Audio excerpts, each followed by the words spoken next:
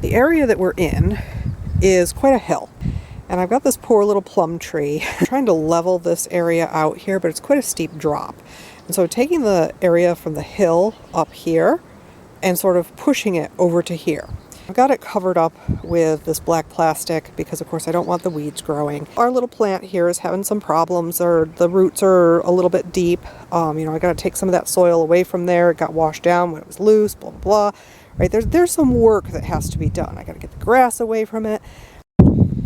Okay, now we're going to come over to our next tree here. This is what I call the Martha tree. This is, I believe, a peach, and it is doing pretty good. All right, one of the reasons why it's doing pretty good is because there's a chicken buried under there. And our little plum was about the same size as this wonderful little peach, which goes up that far.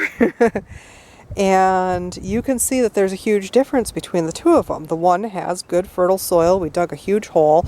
I need to kind of move that landscape fabric away from its roots, so it's doing a little bit better there, and give it some new mulch and stuff like that. And for my own safety, I'm going to take this heap of ground here and sort of move it over to that area so that it's a little bit of a flat area. That we've got a old tree here that I got to take down, at least so it's even with the ground. It's dead now.